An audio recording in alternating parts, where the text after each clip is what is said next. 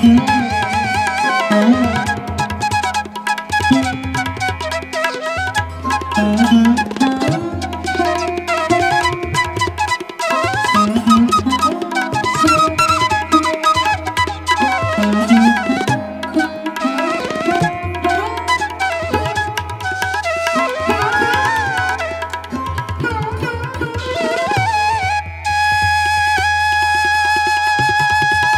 জন্য বিনীতভাবে অনুরোধ করছি কেন্দ্রীয় তপোবন আশ্রম ও তপোবন নামক সকল সংগঠন এবং অঙ্গ সংগঠনগুলির অধ্যক্ষ মাননীয় অধ্যক্ষ শ্রী শ্রী যোগী শ্রীমৎ স্বামী প্রাঞ্জলানন্দ পুরী মহারাজ, শ্রী শ্রী যোগী শ্রীমৎ স্বামী প্রাঞ্জলানন্দ পুরী মহারাজ।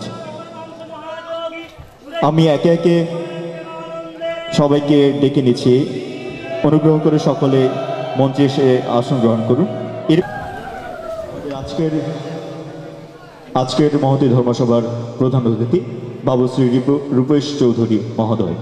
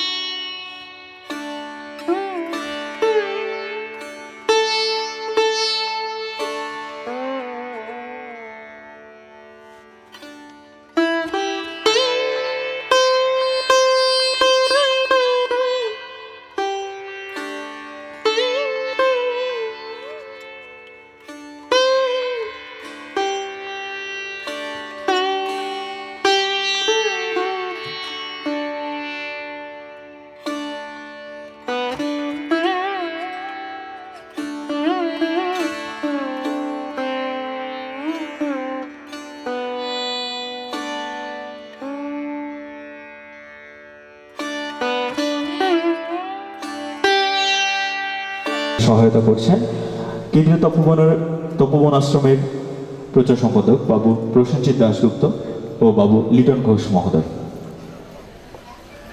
এবারে মহারাজজিকে মঙ্গল প্রদীপ প্রজ্বলনের মাধ্যমে আজকের মহতী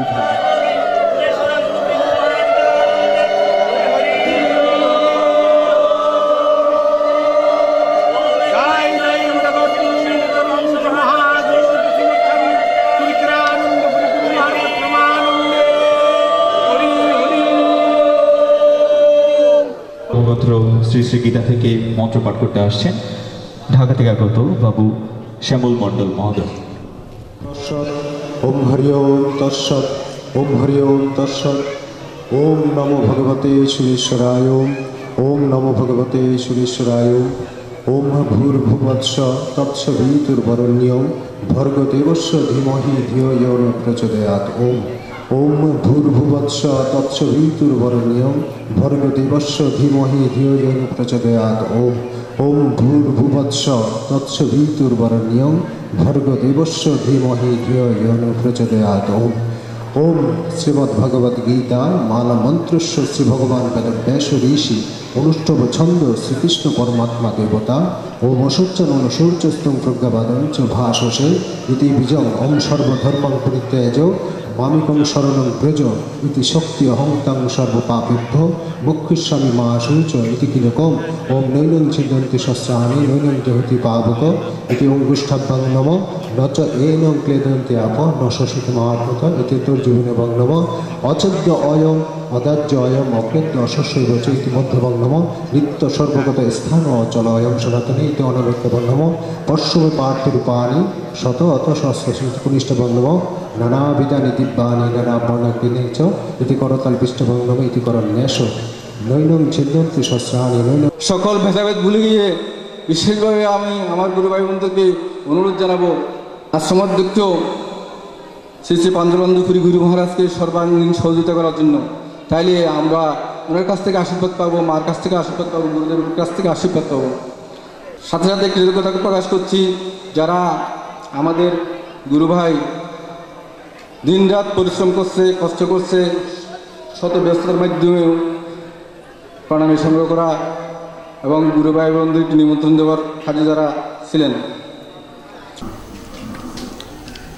ওম হরি ওম তৎসৎ ওম হরি ওম তৎসৎ ওম নমো ভগবতে শ্রীশ্রায় ওম যদস্করং পরিভ্রষ্টং মাত্রাহীনং চ যৎ ভবেৎ পুণ্যং ভবতু তৎসর্বং তৎপ্রসাদা সুরেশ্বরম।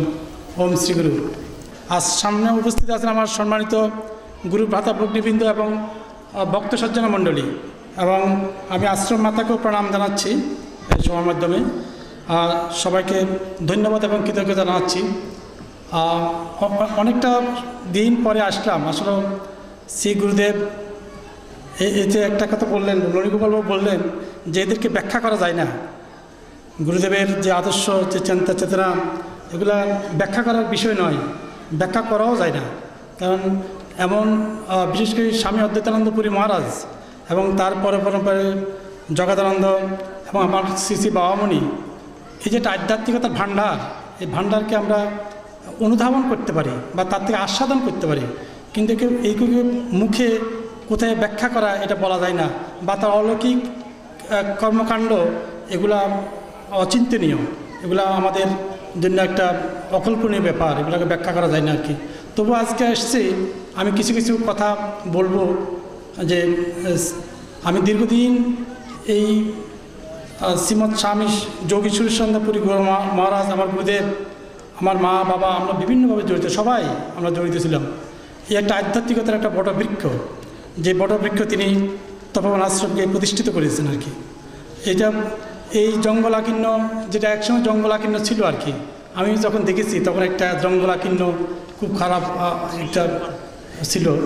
সেই জঙ্গলাকীর্ণ তপবন আশ্রম আজ একটা ময়ূরের মতো বট গাছের মতো পরিণত হয়েছে।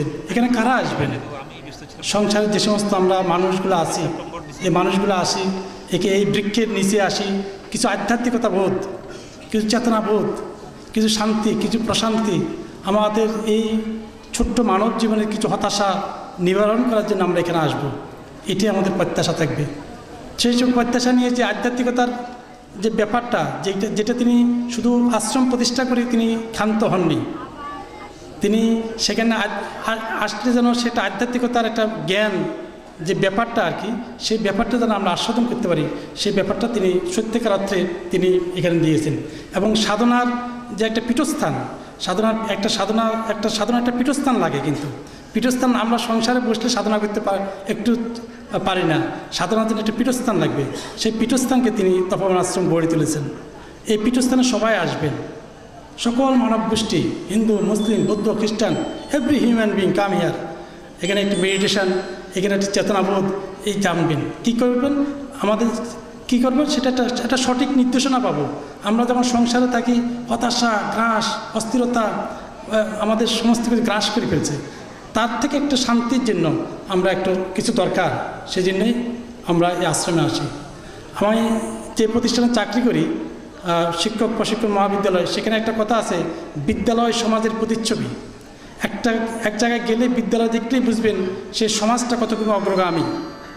তদ্রূপ এই আশ্রম হলো আধ্যাত্মিকতার একটা প্রতিচ্ছবি। একটা আশ্রমে আসলেই বোঝা যাবে এখানকার আধ্যাত্মিকতার পরিমণ্ডল কেমন পরিবর্তিত হয়েছে।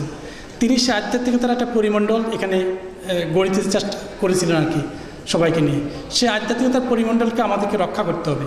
আমরা যদি ব্যর্থ হয়ে যাই, তাহলে আমাদের মানব জীবন আমরা কোথায় যাব, কোথায় হাত পাতবো, কার কাছে যাব? এই পরম পুরুষ, এই আধ্যাত্মিকতার কেন্দ্র, এই আধ্যাত্মিকতার কাছে আমাদের আসতে হবে, হাত পাততে হবে। আমরা সবাই ভিখারি, কাঙাল, এভরিবডি ইজ ভিখারি। ওই কাঙালরা ওইখানে এসে আমরা সেখানে হাত পাততে হবে। তাই আমি মনে করি এই প্রতিষ্ঠানটি সবার এই উদ্যোগে, সবাই চেতনাবোধ নিয়ে এগিয়ে যাবে আর কি। আর একটা আশ্রমের বললে শুধু আশ্রমকে গড়ে তোলা না, একটা আশ্রমকে ইট পাথর দিয়ে একটা আশ্রম গড়ে তোলা না, একটা আশ্রমকে সাধনার দরকার। এখানে আসলেই যেন আমার সাধনার কথা মনে পড়ে, সাধন চেতনার কথা মনে পড়ে। সে একটা তীর্থস্থান, একটা মূল্যবোধ তিনি এখানে গড়ে দিয়েছেন। তা আমরা সংসার যারা আছি, এই পরম পুরুষ যারা ঋষি পুরুষ যারা এসেছেন আর কি আমাদের এই সময়ের মধ্যে, স্বামী অদ্বৈতানন্দ পুরী, জগদানন্দ পুরী, শঙ্করানন্দ পুরী, এদের ধারাবাহিকতা আমাদের রক্ষা করতে হবে। এরা যোগীশ্রেষ্ঠ। এই যে বললাম, এদেরকে ব্যাখ্যা করা, আমি এখানে দাঁড়ায় ব্যাখ্যা করতে পারবো না, এটা ব্যাখ্যার বিষয় নয়। এটা তারা অনুধাবন করেছে, এই সুপ্রিমেসি, এই পাওয়ার এটা দ্বারা এটা একটা অনুধাবনের বিষয় আর কি। এটা সবসময় আমাদের জীবনকে একটা সুন্দরের দিকে নিয়ে যাবে। তা আমি বিশ্বাস করবো আর কি এই একটা পাওয়ার বা সে শক্তিটাকে সবাই উপলব্ধি করতে সক্ষম হবেন আর কি। তার বাণী, তার কর্মকাণ্ড, তার চেতনাবোধ, এইভাবে তো মানব গোষ্ঠী আমরা এগিয়ে যাই। আর একটা জিনিস আমাদের উপলব্ধি করতে হবে, আমরা যেটা বারবার হচ্ছে বাবা মনি বলতেন আর কি, আমরা এই যে মানুষ্য সমাজ, এই সেক্টেরিয়ান সাম্প্রদায়িকতা, আমরা নিজেরা গুরু ভাইরা একটা সাম্প্রদায়িকতা বলে আসি কেন জাল এখানে আলোচনা করতেছি সেক্টেরিয়ান সম্প্রদায়ের কথা আমরা মানে একদিন একটা সমালোচনা করতেছি। এই সমালোচনা করে আমরা এগিয়ে যেতে পারবো না। আমি যে একটা ভাইয়ের সমালোচনা করতেছি, আরে সে তো আমার ভাই, এ তো আমার মানুষ, এ তো মনুষ্য, এ তো পশু নয়, এটার মানুষ হিসাবে জন্মগ্রহণ করেছে। একটা মানুষ যদি আফগানিস্তান, ইরাকে বা সিরিয়া যে কোনো জায়গায় মারা যায়, আমাদের মানব সমাজে আমাদের উচিত ওই মনুষ্যের জন্য কাঁদা। এটা আমার মনুষ্য জীবনতে একটা মানুষ ক্ষয়ে গেল, এই বোমা মারিতে মানুষ মেরে ফেলতেছে, ওই করতেছে সে করতেছে, এই যে বিভিন্ন জায়গায় সন্ত্রাসী হচ্ছে, আমাদের পীড়া করতেই হবে। এটা আমার দেশের মানুষ, এটা আমার বাংলাদেশের মানুষ, এটা আমাদের দেশের সন্তানের মানুষ। একটা শিশু, একটা সন্তান যদি শিক্ষা না পায়, আমাদের কাটতে হবে এই আমার সন্তান মানুষ হচ্ছে না। এই মানুষ না হলে, সে মানুষ না হলে আমারই তো ক্ষতি হয়ে যাবে। ওই সন্তানটা যদি ঠিকমতো মানুষ না হতে পারে, সেটা আমাদের ক্ষতি হয়ে যাবে। এইভাবে এই একটা সামগ্রিক ভাবনা আমাদেরকে ভাবতে হবে, তাহলে আমরা এগিয়ে যেতে পারবো। সবাই মিলে ঐক্যবদ্ধ হয়ে আমরা এগিয়ে যেতে পারবো। তো সেই ধরনের একটা প্রেরণা যেন আমাদের ভিতরে আছে, সবাই মিলে চেষ্টা করতে হবে, আমরা সেই ধরনের প্রেরণা করতে হবে। আমরা আশা করব আমাদের ভিতরে যে এটা মনুষ্যত্ববোধের যে চেতনা, সেই চেতনাটা ফিরে আসে। যে কথাগুলো শ্রী বাবা মনির বাণীতে অনেক লিপিবদ্ধ আছেন, অনেক কিছু অনেক লিপিবদ্ধ আছেন। আরেকটা কথা যে বারবার বলাইল যে আমরা কালকেও গীতাযজ্ঞ হবে, অনেক কিছু হবে, অনেক কিছু আমাদের আলোচনা করছে। যে এই যে যজ্ঞ বা আমাদের যে গীতা চর্চা বা আমাদের বাণী চর্চা, এতে যেন একটা অনুধাবন হয় ভিতরে, যেন একটা আমার তাহলে তো আমি শিক্ষা হয়ে যাবে। আমরা বলি এটাই এডুকেশান, এটাই এডুকেশান। আপনার ভিতরে যদি কোনো একটা জ্ঞান আসে, জ্ঞান যদি আমি প্রতিফলন করাতে না পারি, তাহলে তো আমি জ্ঞান পাবি, আমি জ্ঞান আছে, জ্ঞান ব্যবহার করতেছি না, বা জ্ঞানকে আমি সমাজের মধ্যে প্রভাব করতেছি না, তাহলে আমি জ্ঞান পাবি। তাই উচিত সে জ্ঞানটাকে অনুধাবন করে নিজের আচরণের মধ্যে নিয়ে আসা, সেটাই কৃতিত্ব, সেটাই আমাদের কৃতিত্ব হবে। যে বাণীটা তিনি দিয়েছেন, এই বাণীটা অনুধাবন কী জন্য দিয়েছেন, এবং সেটা আচরণে নিয়ে আসা, এই কাজগুলো আমাদের করতে হবে, তাহলে আমরা অনেক দূর এগিয়ে যাব। আর একটা ব্যাপার যেটা আমাদের এই আশ্রম, যেটা মহারাজ আমাকে বলতেছিলেন যে কেমন লাগতেছে, তিনি আমাকে বলছেন যে আশ্রম কেমন লাগতেছে, আমি বললাম যে খুবই ভালো, আসলে অনেক ভালো লাগতেছে, অনেক ভালো কাজ হয়েছে। তিনি একটা জিনিস হলো কি, তিনি সবাই তো মানুষ চিরকাল থাকে না, গুরুদেব তো চিরকাল থাকে না, একজন পরে একজন আসে, গুরু পরম্পরায় একজনকে আসবে, তাকে তিনি কাজ করতেছেন, তাকে সহায়তা করতে হবে। তিনি কাজ করতে গিয়ে, যেমন আমি আমার প্রতিষ্ঠানের দায়িত্ব নিয়েছি, আমি বলছি আমার কাজ যখন করি তখন কিছু কাজ ভুল হয়ে যায়, তখন আমার সহকর্মীরা আমাকে সহযোগিতা করে, এবং সেই জন্য আমরা সহযোগিতা চাই। তো তিনি যখন কোনো কাজ শুরু করেছেন আর কি, কোনো কাজ করতেছেন আর কি, তখন সেটাকে আমাদেরকে সহযোগিতা করা যায়, এটা করতে হবে আমাদের। এটা না করলে আমরা এগিয়ে যেতে পারবো না, আমরা সামনের দিকে দেশ ভালোভাবে এগিয়ে যেতে পারবো। কারণ এই আশ্রম প্রতিষ্ঠা হয়েছে আধ্যাত্মিকতার জন্য। আধ্যাত্মিকতা কি? আধ্যাত্মিকতা হলে আমাদের নিজকে উন্নতির, আমাদের আধ্যাত্মিক চেতনাবোধের উন্নতি ঘটানোর জন্য এটা প্রতিষ্ঠিত হয়েছে। এটা আমাদের পরের যে জেনারেশন আসছে, সেই জেনারেশনটা লাভবান হবে এই ধরনের একটা প্রতিষ্ঠান থেকে। তারপরের জেনারেশন এইভাবে পরম্পরায় সবাই লাভবান হবে, আমরা সেটাই করতে হবে, সেই প্রত্যাশা আমাদের রইল। আমি সবাইকে আবার ধন্যবাদ দিচ্ছি যে আমাকে আমন্ত্রণ জানার জন্য আজকে প্রধান অতিথি করেছেন। আমি যে আশ্রমে একসময় কর্মী ছিলাম, আজকে আমাকে মহারাজজি এবং মাতা খুব বুকে টেনে নিতে তিনি আমাকে প্রধান অতিথি আসন অলঙ্কৃত করেছেন। আমি তেমন যোগ্য নই, তবে আমি আমার গুরুদেবের আশ্রমে আজকে অতিথি হয়ে গেলাম, কেন জানি তাই মনে হয়েছে আর কি।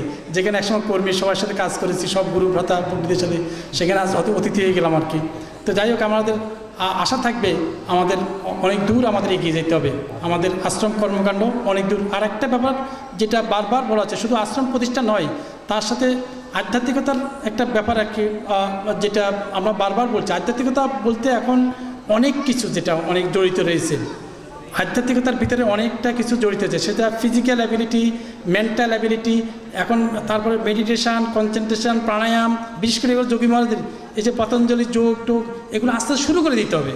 You need practice it, you need practice. এটা যদি প্র্যাকটিস না করি, এগুলো আজকাল পাশ্চাত্য দেশ নিয়ে নিচ্ছে, কিন্তু আমরা হতবাচ্চারা আমার দেশ পড়ে আছে।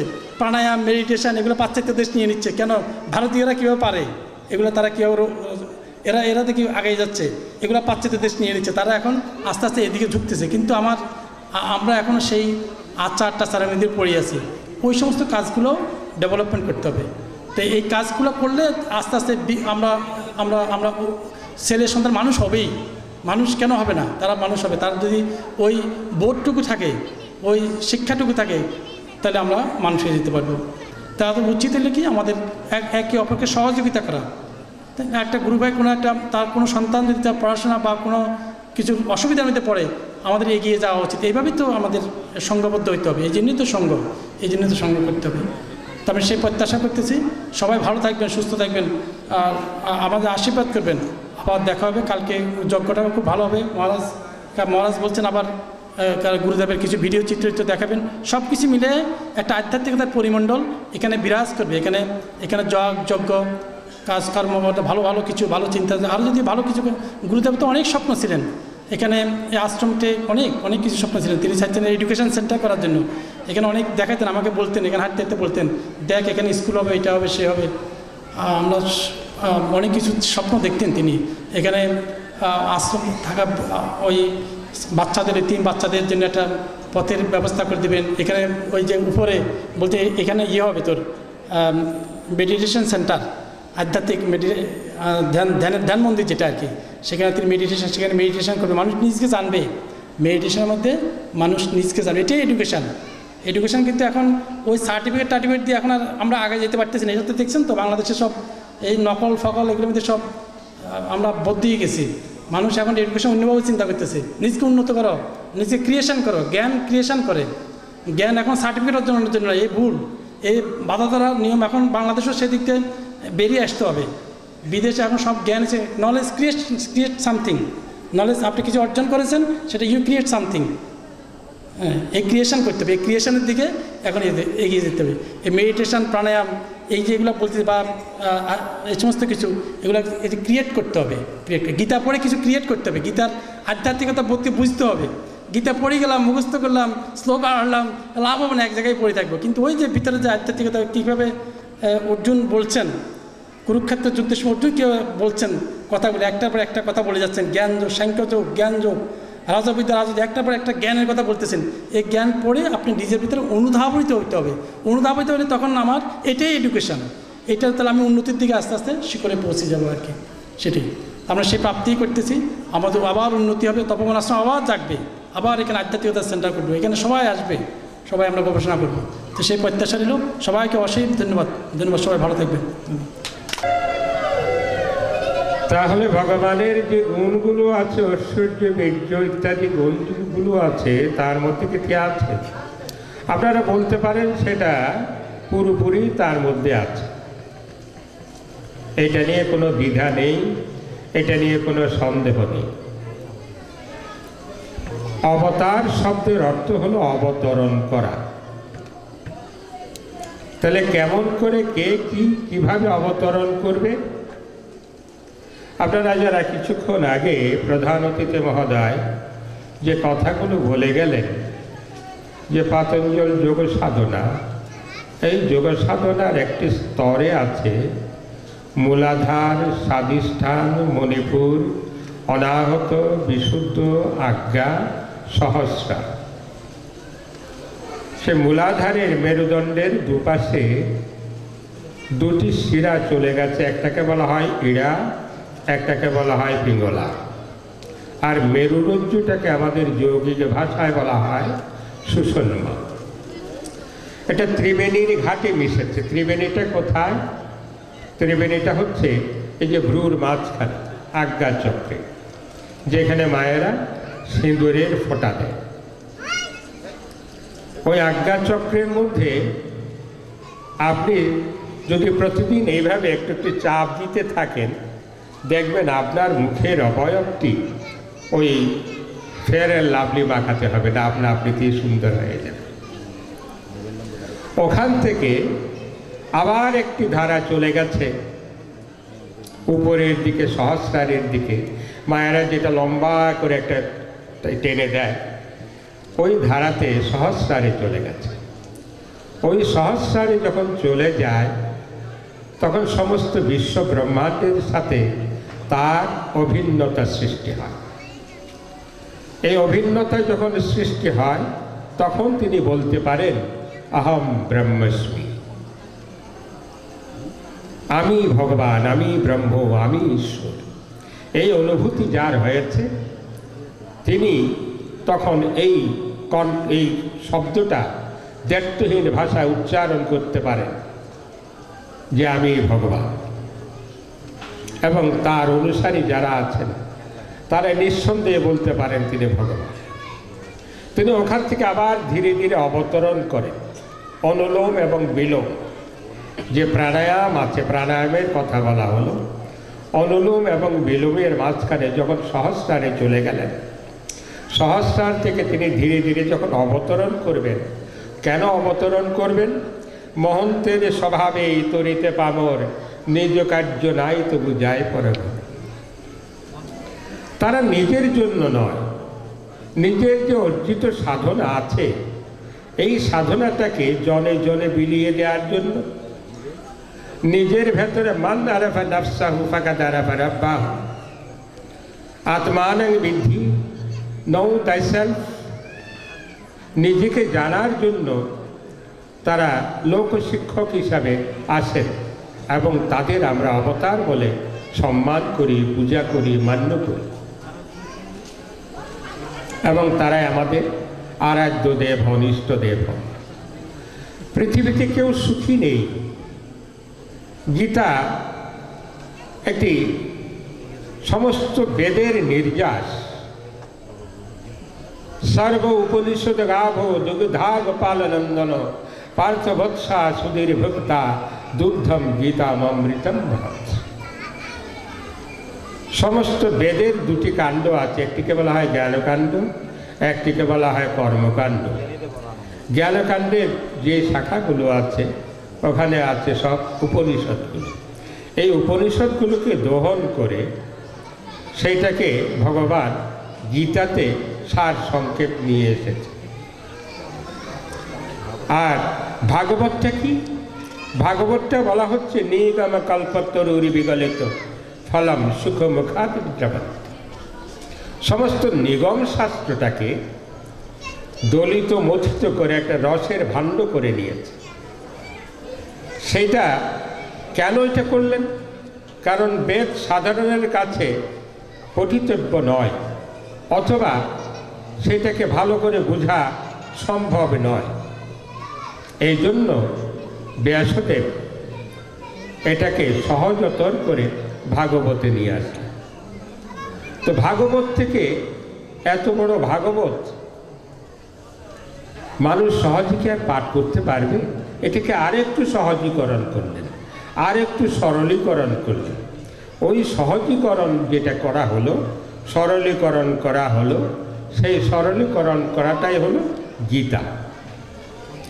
এই গীতাতে একটি চমৎকার কথা আছে, বলা আছে অষ্টম অধ্যায়ের পঞ্চম শ্লোকে, পঞ্চদশ শ্লোক 15 নম্বর শ্লোকে বলছে মাম উপেপিত্তু পুনর্জন্ম দুঃখালয়ম অশাশ্বতম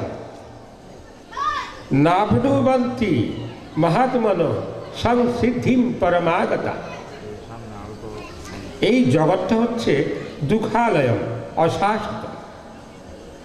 আপনারা যারা এখানে আছেন অথবা আপনাদের যারা পরিচিত জন আছে, বুকে হাত দিয়ে বলুন তো আপনারা সবাই সুখী আছেন? না। প্রশ্ন হচ্ছে, উত্তর হবে আমরা কেউ সুখী নই। কোথাও না কোথাও কোনো না কোনো প্রকার একটা দুঃখের কাঁটা খচ খচ করে বিঁধছে। পৃথিবীতে সর্বসুখে সুখী কেউ হতে পারে না, কারণ এটা দুঃখালয়ম অশাশ্বতম। এই দুঃখালয় অশাশ্বত থেকে আমাদের মুক্তির উপায়, মুক্তির উপায়টা হচ্ছে সেই সদ্গুরুর অন্বেষণ করা, সদ্গুরুর সেবা করা, সদ্গুরুর আশ্রিত হওয়া, ভগবানের সেবা করা। মানুষের জন্ম থেকে জন্মান্তর চলে যাচ্ছে।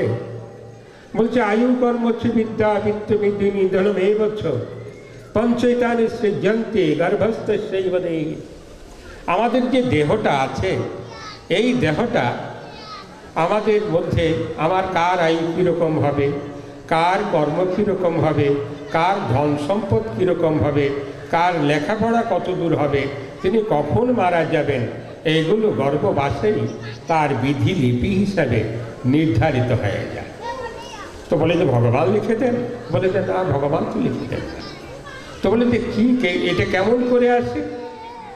এটা আসে, বলছে নৈব প্রকৃতিক আত্মা স্বভাবস্তু প্রবর্ততে। এটার জন্য ভগবান দায়ী না। তুমি যেমন কর্ম করেছো তেমন ফল পেয়েছো। As you sow so you রিপ।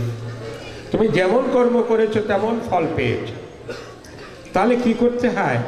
বলছে যে অবশ্যমেব ভুক্তব্যম কৃতকর্ম শুভাশুভম না ভুক্তব্যম ক্ষিয়তে কর্ম কল্পকৌটি শতৈরূপ। হাজার হাজার জন্ম চলে যাচ্ছে, শত শত জন্ম চলে যাচ্ছে। এই জন্ম মৃত্যুর আবর্তে আমাদের ঘুরতে হচ্ছে। জন্ম দুঃখম, জরা দুঃখম, ব্যাধি দুঃখম, মৃত্যু দুঃখম, সব দুঃখম, দুঃখালয়ম অশ্বাস। কারো ছেলের দুঃখ, কারো মেয়ের দুঃখ, কারো আত্মীয় স্বজনের মধ্যে বিরোধের দুঃখ, কেউ মামলার দুঃখ, কেউ মকদ্দমার দুঃখ, কারো শারীরিক দুঃখ, কারো মানসিক দুঃখ, কোনো না কোনো একটা দুঃখ আছে। এই দুঃখ থেকে মুক্তির উপায় কি? তো বলছে মুক্তির উপায় হচ্ছে সাধুনাম দর্শনম পুণ্যম। মুক্তির উপায়টা কি? কি বলছে? সাধুনাম দর্শনম পুণ্যম তীর্থভূতা হি সাধবা কালেন ফলতি তীর্থ সদ্য সাধু সমাগম। সাধু দর্শন কর। সাধুর কে? যিনি নিজেকে পরের কারণে স্বার্থ দিয়া বলিয়ে জীবন মন সকলে দান। কি বলছে? গাভী কবু নাহি করে নিজ দুগ্ধ পান, কাষ্ঠ দগ্ধ হয়ে করে পরে অন্নদান। স্বর্ণ করে নিজ রূপে অপরে শুভিত, বংশী করে নিজ স্বরে অপরে মোহিত। শস্য জন্মাইয়া নাহি খায় জলধরে, সাধুর ঐশ্বর্য শুধু পরহিত তরে। যিনি পরের জন্য নিজের জীবনটাকে উৎসর্গ করেছেন তিনিই হচ্ছেন সাধু। ওই সাধুর যখন দর্শন করবেন, সদ্য সাধু সমাগমা, যখন একমাত্র সাধুই পারেন আপনার ভাগ্যটাকে পরিবর্তন করতে, আপনার নিয়তিটাকে পরিবর্তন করতে। বলছে প্রমাণ দিন। হ্যাঁ, ভুরি ভুরি প্রমাণ আছে। ওই যে আগে বলা হয়েছে আয়ু কর্মচ বিদ্যা বিদ্যাবিত্ত নিধনম এই বছর। যার যেই আয়ু আছে সেটাকে পরিবর্তন করা যাবে না। মার্কণ্ডেয় মুনি মৃকুণ্ড ঋষির পুত্র, ছেলে বাড়ছে, বাবার মুখ দিন দিন মলিন হয়ে যাচ্ছে। ছেলের বয়স বাড়ছে আর বাবা নিষ্প্রভ হয়ে যাচ্ছে। কেন? ছেলে মাঝে মধ্যে জিজ্ঞেস করে, বাবা ছেলে যখন উপযুক্ত হয় তখন বাবার খুব আনন্দ হওয়ার কথা, আপনাকে বিমর্ষ দেখি কেন? বলে যে বলবো সময় হলে। সময় যখন প্রায় ঘনিয়ে এসছে, বাবা দেখো পিতার কাঁধে পুত্রের লাশ সবচেয়ে দুঃখজনক। মেঘনাদের কথায় ছিল আশা মেঘনাথ মুদিবে অন্তিমে নয়নে সপি রাজ্যবার। কত বড় আশা করেছিল, তোমাকে এ রাজ্যবারে সমর্পণ করে রাজা করে আমি আমার শেষ যাত্রা করব। আজকে তুমি আমার আগে চলে গেছো। যেই মাইকেল তিনি প্রথমে বলেছিলেন গাইব মা বীররসে ভাসি, তার আর বীররস রইল না, করুণ রসে পর্যবসিত হয়ে গেল। বলে যে তোমার খুব অল্প আয়ু বাবা। তো বলেছে এই অল্প আয়ুর কোনো উপায় কি আছে? বলে যে না বাবা, কোনো অল্প আয়ুর কোনো উপায় নেই। তাহলে কোনো কি উপায় নেই? বলে যে হ্যাঁ একটা আছে। কি আছে? বলে যে সাধু দেখলেই প্রণাম করবে, সাধু দেখলেই প্রণাম করবে। তো প্রণামে কি হয়? প্রণামে 3টা যোগ হয়। হাত দুটো জড়ো করলাম, কর্মযোগ হলো, হৃদয়ের কাছে আনলাম, ভক্তি যোগ হলো, মাথাটা নোয়ালাম, জ্ঞানযোগ হলো। 3টা যোগ হলো। আর কি হয়? বলছে আয়ু কর্মচ, আয়ুর বুদ্ধি যশও বলম। আয়ু বাড়ে, বুদ্ধি বাড়ে, যশ বাড়ে, বল বাড়ে। এক প্রণামে কয়টা যোগ বলতে হবে তো মাঝে মধ্যে, শুধু শুনলে তো হবে না। এক প্রণামে কয়টা যোগ? 3টে যোগ। কয়টি লাভ? 4টে লাভ। আয়ু, বুদ্ধি, যশ, বল। তাহলে আমাদের যে সনাতন ধর্মীয় সংস্কার, পরস্পর পরস্পরকে যেটাই বলুন, জয় গুরু বলুন, রাধে রাধে বলুন, জয় সিয়ারাম বলুন, যেটাই বলুন, ওই এক প্রণামে 4টা লাভ, 3টে যোগ পায়। মৃকণ্ড মুনির পুত্র মার্কণ্ডেয়, সনকাদি এরা চলে যাচ্ছেন, বাবা তো বলে দিয়েছেন, এখন বাবার কথায় তিনি প্রণাম করলেন। আর সাথে সাথে সাধুর স্বভাব কি? আয়ুষ্মান ভব, দীর্ঘায়ু ভব, সুখী ভবন্তু। এইভাবে তার একটা কিছু বলবেন তো। পেছন থেকে আরেকজন বলছেন আপনি তো মেরে দিলেন। বলে যে কি, 2 দিন পরে বেটা মারা যাবে আর আপনি বললেন যে দীর্ঘায়ু ভব। মহা মুশকিলে পড়ে গেল। এখন সাধুর কথা তো মিথ্যে হতে পারে না, তো সরাসরি মন্ত্রটা শিখিয়ে দিল। কি মন্ত্র? বলে যে ওই মৃত্যুঞ্জয় শিবের সাধনা কর। মৃত্যুঞ্জয় শিবের সাধনা করলেই তুমি করতে থাকো। মৃত্যুঞ্জয় শিবের সাধনা করছেন সব কিছু ভুলে। এদিকে যথাসময়ে যম আসলো, যম এসে তার প্রথম পারিষদদের পাঠালো, তাকে নিতে পারে না। পরবর্তীতে যম নিজেই আসলেন, নিজে এসে তিনি খুব হাম্বিতাম্বি করে তার পাশ ছুঁড়ে মারলেন। ছেলেটি, ছোট ছেলে তো, ভয়ে শিবলিঙ্গকে জড়িয়ে ধরেছে। আর যখন সেই প্রচণ্ড টান দিয়েছে, আর ওখান থেকে শিব ঠাকুর নিজে উপস্থিত হয়েছে। এই বেটা, আমার ভক্তকে এই করছিস? বলে যে তার সময় কাল হয়ে গেছে। বলে যে তোর নাম হচ্ছে কাল, আমার নাম হচ্ছে মহাকাল। তোর 360 দিনে 1 বছর, আর আমার 360 বছরে 1 দিন। সুতরাং হিসেব কর, তার এখন আয়ু শেষ হয়নি, ওই 8 বছরে রয়ে গেল। আপনারা যারা ত্রিবেণীতে গেছেন, ওই ত্রিবেণীতে একটা অশ্বত্থ বৃক্ষ আছে।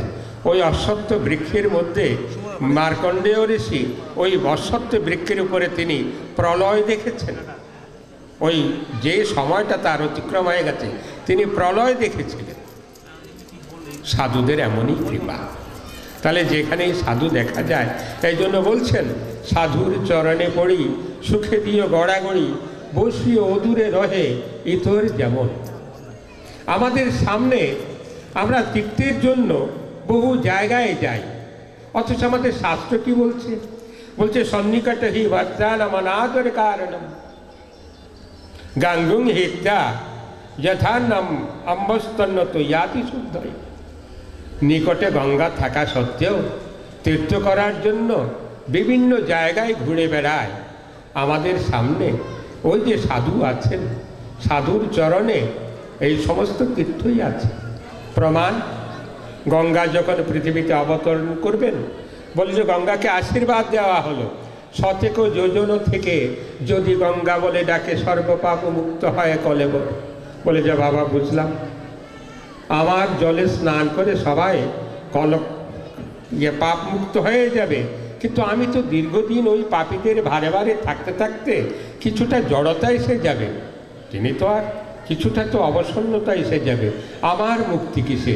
বলে যে সাধুর পরেশরে। তাহলে গঙ্গা বড় না সাধু বড়? বলুন, সাধু বড়। তো সেই সাধু কাছে থাকার পরেও আমরা তীর্থ করার জন্য বদ্রীনাথ, কেদারনাথ, অমরনাথ জীবনকে বাজি রেখে সেখানটায় ও হুড়াহুড়ি দৌড়াদৌড়ি করে অমুক জায়গায় তীর্থে গেছে, 2-4 জন মারা গেছে। কাছে তীর্থ আছে, এই তীর্থকে আমরা মূল্যায়ন করি না, এই তীর্থকে আমরা সম্মান করি না। মনটা চাই ওই তীর্থের জন্য উপযুক্ত সেই প্রস্তুতিটা চাই। মানুষের প্রত্যেকের নিজ নিজ কর্মফল তাকে নিজেকেই ভোগ করতে হবে, কারো কর্মফল কেউ ভোগ করে না। শাস্ত্র কি বলেছেন? এক প্রশ্নতে জন্তুর এক প্রেক প্রতিরিয়তে এক অনুভুঙ্গতে সুকৃতম একম এই বছর দুষ্কৃতম। যার সুকৃতি এবং দুষ্কৃতি তার নিজেকেই ভোগ করতে হবে, এটার জন্য কেউ ভোগ করবে না, এটার জন্য কেউ ভাগিদার হবে না।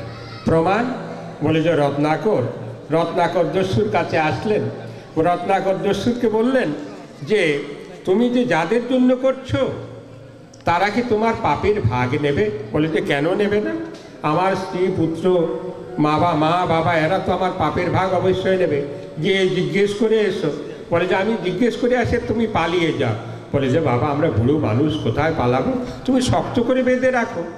তো আমার বলে যে আমরা তো বুড়ো মানুষ, এখন আমাদের একটু শক্ত করে বেঁধে রাখো।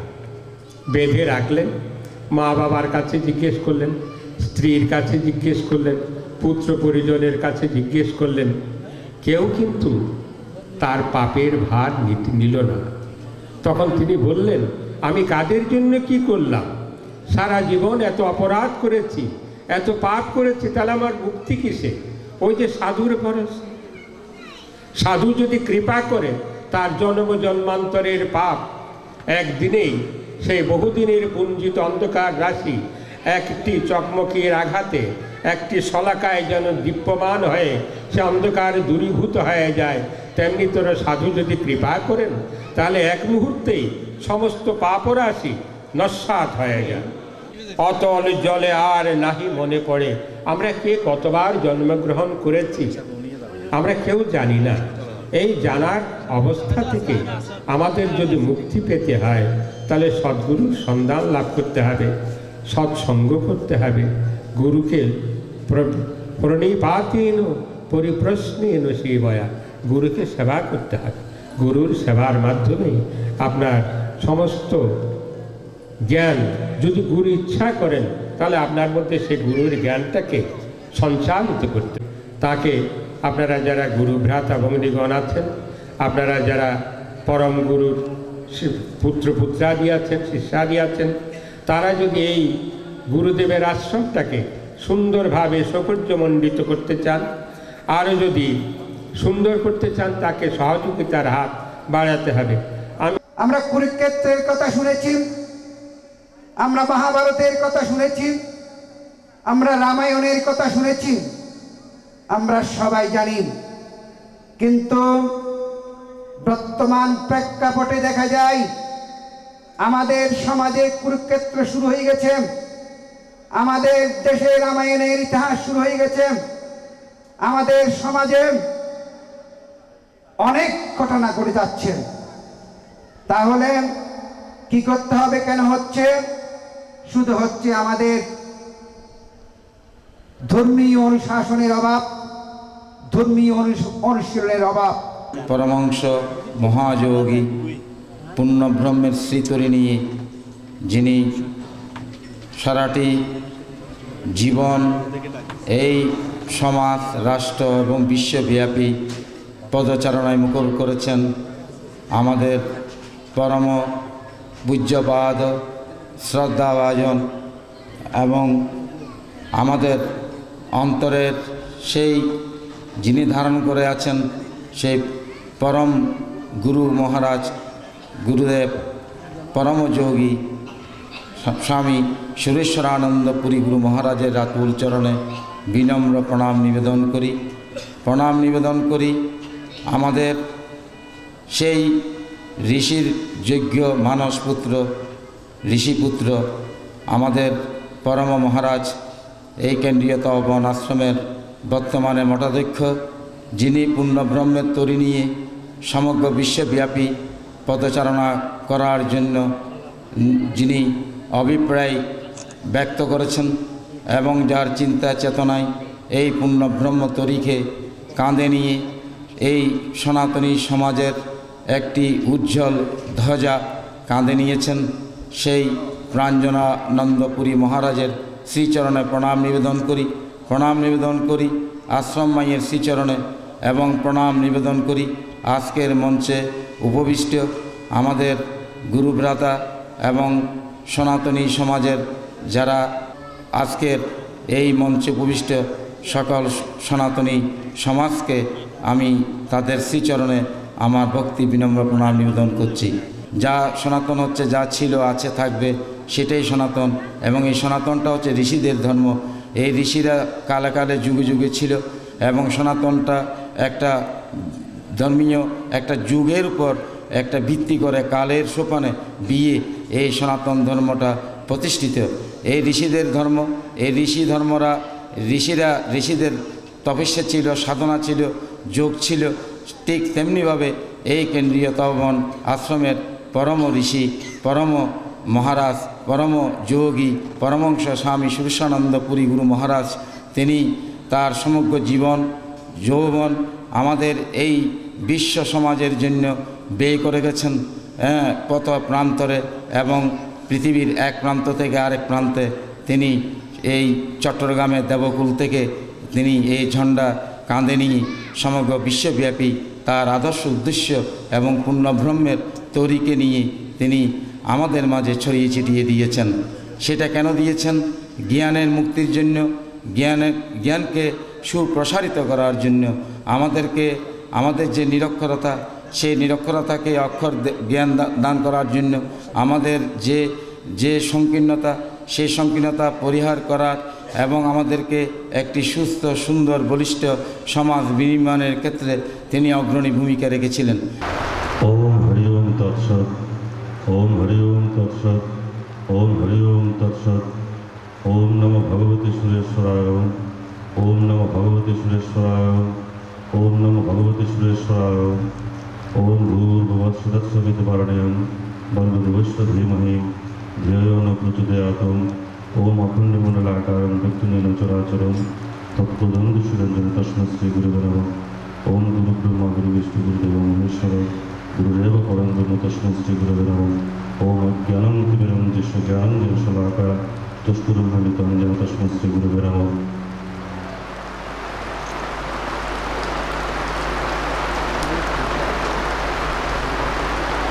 সব কিছুই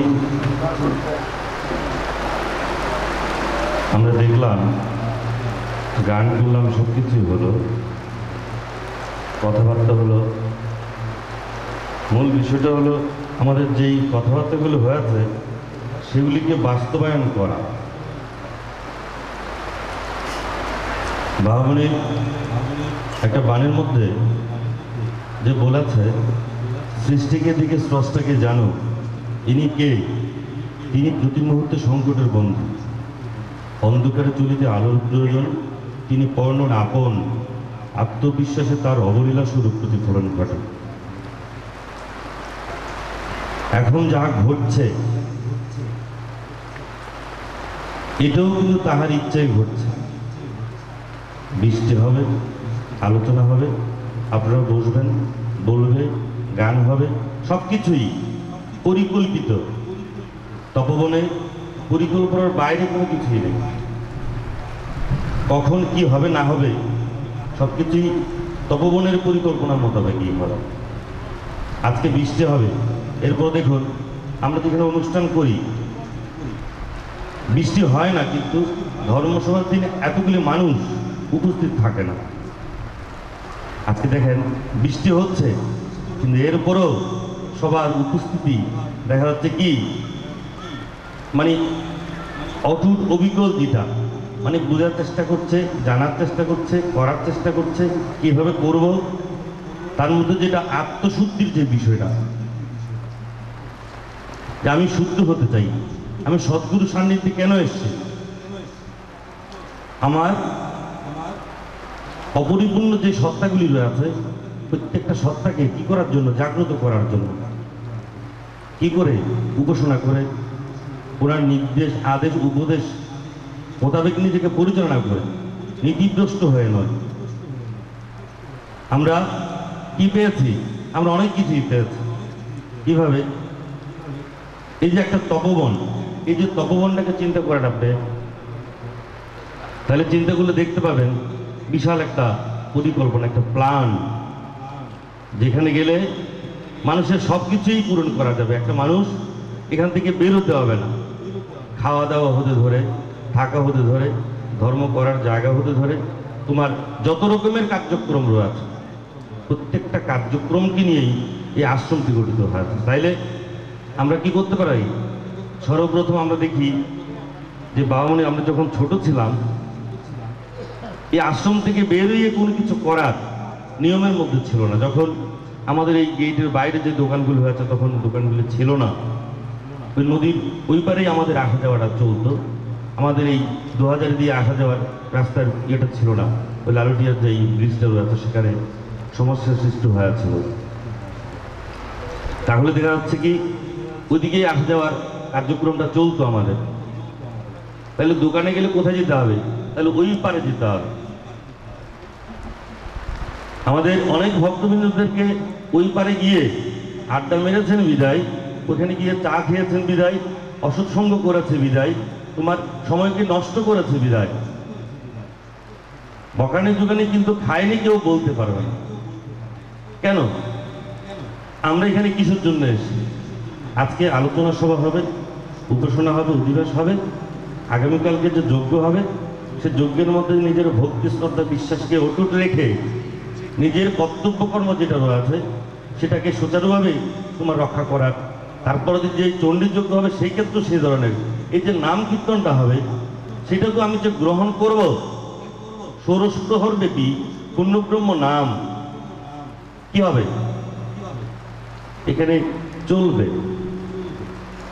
সকালবেলা থেকে শুরু হবে, আপনারা লক্ষ্য করে দেখুন, সারাদিন থাকবে, সেটা সারা রাত থাকবে, আবার দিন আবার রাত, আবার সকালবেলা দিয়ে সেটা কি হবে, তার সমাপ্তিটা টানা হবে। তাহলে একটা না আপনার যে পূর্ণব্রহ্ম নামটা যেখানে তোমার পাঠ করা হবে, এই পাঠ করার ক্ষেত্রে যা যা সাবধানতা অবলম্বন করা প্রয়োজন, যেই কর্মেই থাকুক না কেন, তাহলে সেটার মধ্যে যে শক্তি সঞ্চালন করবে সেটা আমরা অবশ্যই আমাদের কর্মের দ্বারা, আমাদের ভক্তির দ্বারা, আমাদের বিশ্বাসের দ্বারা, আমাদের শ্রদ্ধার দ্বারা আমরা উপলব্ধি করতে পারবো। ধর্ম না জেনে তুমি সব কিছুই করো, কিন্তু ধর্ম করতে যেও না। ধর্মটা এমন একটা জিনিস, সেটা হচ্ছে সংস্কারক। জল যেমন প্রত্যেকটা অপরিষ্কারকে তোমার কি করে, পরিষ্কার করে। এই যে জল, আপনি যদি মোটর দিয়ে যদি জল দিতেন, এই তপবনটার যেই তরু লতা পাতা মাটি, এই যে ঘাস, যত কিছু আছে, যত প্রাণী আমি দেখতে পাচ্ছি হাহাকার সে করছে জলের অভাবে। জল দিতে শুরু করলাম, দেখি কি জল পড়তে পড়তে এমন অবস্থা, তাদের যেই পিপাসা। তাহলে চিন্তা করে দেখুন এই তপবনে কতগুলি প্রাণীর অবস্থান রয়েছে, তাদের সেই যদি পিপাসাটা আমরা যদি মিটাতে চাই, আমরা কয়েকজন এখানে শুধু, আমরা কি কষ্ট করতে পারি না?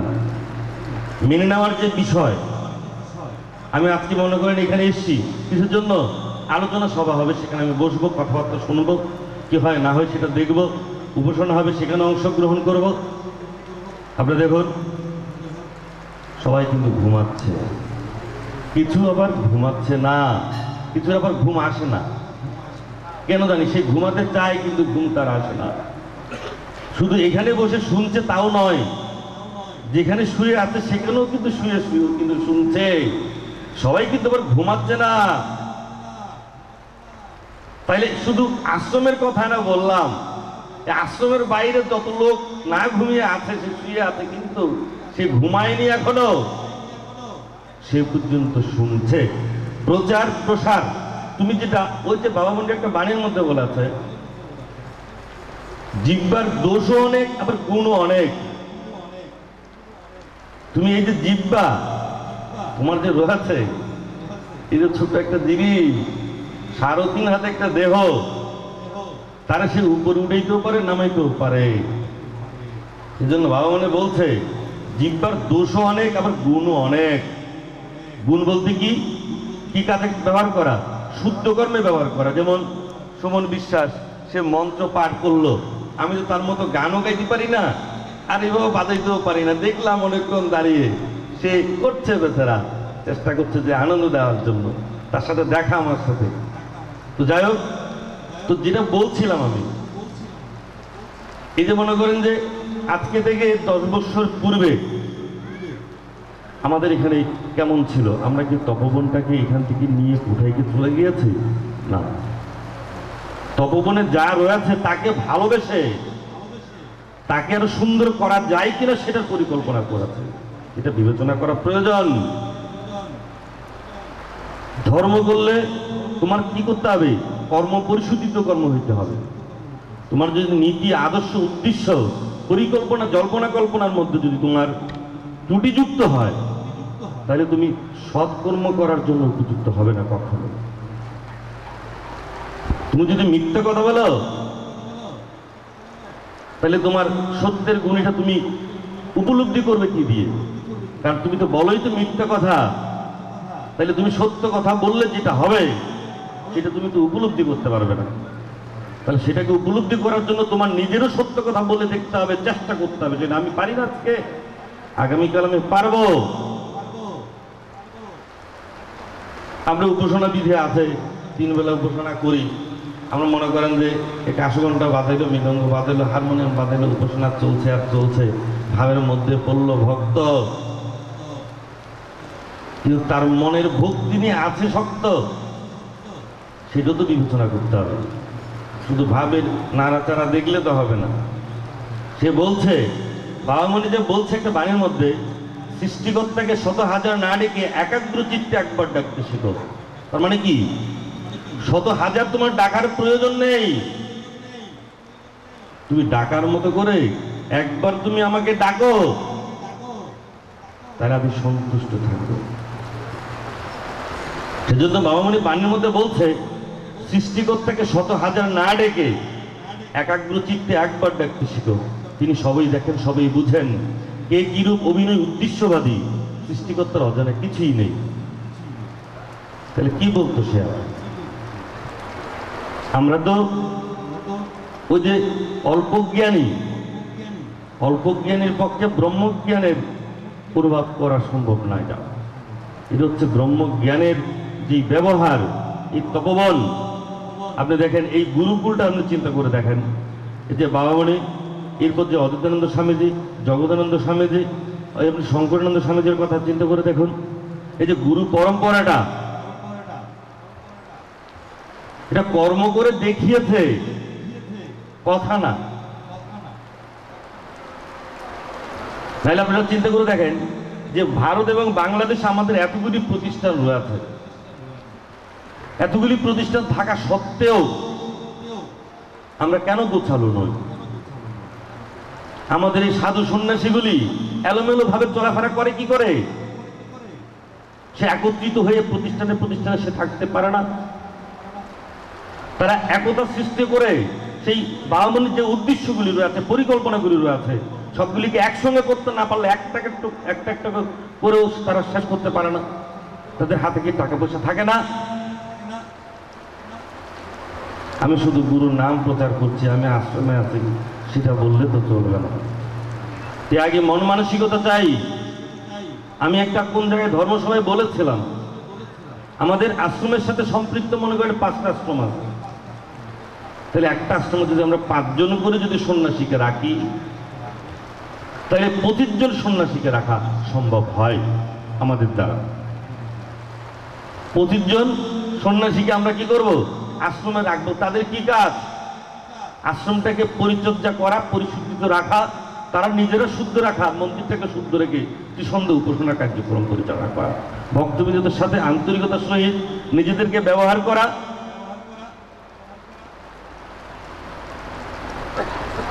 গুরুগত চিন্তা ভাবনা নিয়ে মানুষকে বোঝানো, এই জিনিসগুলি থাকলে চলবে। তার থেকে আর বেশি কিছু দিতে হবে না। আমি তুইলে একটা গাছের মধ্যে নিলাম, আমি এখান থেকে ওইখানে গেলাম, এখান থেকে ওইখানে গেলাম, এখান থেকে ওইখানে গেলাম। আরে বাবা, তুমি সুরেশ্বরানন্দপুরী গুরু মহারাজ তো কখনোই থইলে নিয়ে ঘুরতে দেখিনি আমরা কখনো। এই থইলে এটা আসছে কোথার থেকে আমি সেইটাই বুঝি না। আমার মাথায় ঢুকে না এগুলি কোন রকমের আদর্শের বহিঃপ্রকাশ।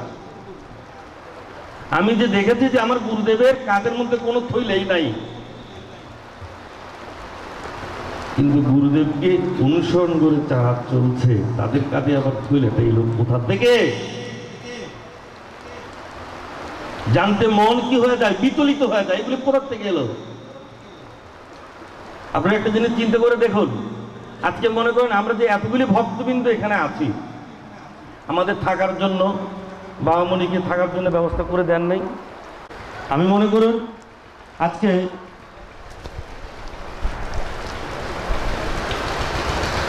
একজন মনে করেন যে অব্রাহ্মণ একজন ব্যক্তি, তাহলে হয় কি ওনার পৈত থাকবে না। আপনি যদি তার যদি একটা পৈত দিয়া, ঠিক আছে, যদি একটা পৈত দিয়া যদি আর একটা দৃষ্টিকে যদি নিয়ে যান, একদম একজন ব্রাহ্মণের ছেলে যা যা ভরণ পোষণ সব কিছু করবে সেটা যদি আমরা সাথ দিয়ে দেবো, সেটাকে তো চেনা যাবে না, সবাই তার চেনবে না। একজন সৎ আচারযুক্ত কর্ম সম্পাদনই হচ্ছে ব্রহ্মচর্য। তুমি যে সত্য কথা বলা, সৎ উদ্দেশ্য, সৎ মন মানসিকতা, সৎ চিন্তা ভাবনা, সুন্দর পরিকল্পনা তুমি রাখতে পারলেই হবে তোমার ব্রহ্মচর্য। আমি আশ্রমে এলাম, কিন্তু আমার প্রয়োজনে আমি আশ্রমকে ব্যবহার করলাম, কিন্তু আমার যখন দায়িত্ব এসে দাঁড়ালো কার প্রতি? আশ্রমের প্রতি, আমি সেটা থেকে সরে গেলাম। সেটাকে প্রকৃত কর্মী বলা যায় না। বাবামণির ওই যে আপনি দেখবেন আমার রুমের মধ্যে একটা সাইনবোর্ড আছে,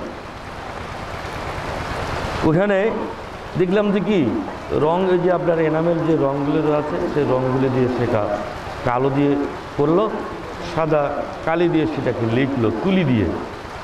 পরে দেখলাম সেখানে বলছে কর্তব্য যথাযথ প্রতিপালিত না হইলে অধিকার করাই ভুল। তার মানে কর্তব্য যথাযথ প্রতিপালিত না হইলে অধিকার করাই ভুল। তুমি যে অধিকার করছো, কে বলছে সেটা? সেটা আমার কথা নয়, তোমার কথা নয়, এটা সুরেশ্বরানন্দপুরী গুরু মহারাজের কথা।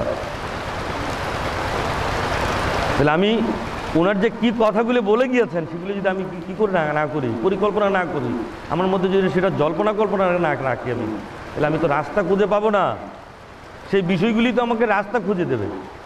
এই যে বলছে কর্তব্য যথাযথ প্রতিপালিত না হইলে অধিকার করাই ভুল, যথোপযুক্ত নিষ্কাম কর্মীকে ভূষিত করিতে তপবন সচেতন থাকেন।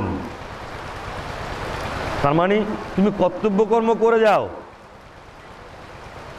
তোমার যেটা প্রাপ্তি তোমার কর্মের দ্বারা, তোমার উদ্দেশ্যের দ্বারা, তোমার পরিকল্পনার দ্বারা, সেটা পূরণ করার জন্য তপবন সচেতন রয়েছে। তাকে জানাতে হবে না, তোমার বলতে হবে না, আরে বাবারা আমি পেলাম না, করলাম না, ধরলাম না। অবাক হয়ে গেলাম আমি। বিভিন্ন জায়গায় আমাদের বাংলাদেশের যতগুলি ধর্মীয় প্রতিষ্ঠান রয়েছে, অনেক প্রতিষ্ঠানে তো গিয়েছি, এবং ভারতের মধ্যেও আমাদের যে তপবন আশ্রমগুলি রয়েছে, বাবামণির সাথে যাওয়ার সুযোগ সেটা আমার হয়েছিল। বাবামণি দেহত্যাগ করার পরে আমি আপনার পূর্বে আমি সেটা আপনার কলকাতায় গিয়েছিলাম এবং আপনার ত্রিপুরার মধ্যেও গিয়েছিলাম। আমি সেখানে যাওয়ার পরিপ্রেক্ষিতে আমি জানতে পেলাম কি কি পূজারী, কি কি কর্মী সেখানে আছে, কি কি অবস্থানে সেই তপবনের অবস্থানটা রয়েছে, সেটাও আমি দেখতে পাই। সেজন্য বাবামণির একটা কথা বলেছে, তর্ক বিতর্ক বললে ধর্ম হয় না, ধর্ম হয় কর্মগুণে। ন্যায় নীতি আদর্শ ভিত্তিমূলক চিন্তা ভাবনার সূত্রে যেই কর্ম, সে কর্মই ধর্ম। আমরা সেটাই করব। আজকে এই পর্যন্তই। ওম যথাক্ষরে পরিবেষ্টং মাত্রাহীন ভাবে পূর্ণাং ভবদত্ত সর্বতত্ত্বভাবে সুরেশ্বর। ওম যথাক্ষরে পরিবেষ্টং মাত্রাহীন ভাবে পূর্ণাং ভবদত্ত সর্বতত্ত্বভাবে সুরেশ্বরী। ওম হরি ওম তৎসৎ, ওম হরি ওম তৎসৎ, ওম হরি ওম তৎসৎ। ওম নমো ভগবতী সুরেশ্বরায়, ওম নমো ভগবতী সুরেশ্বরায়, ওম নমো ভগবতী সুরেশ্বরায়।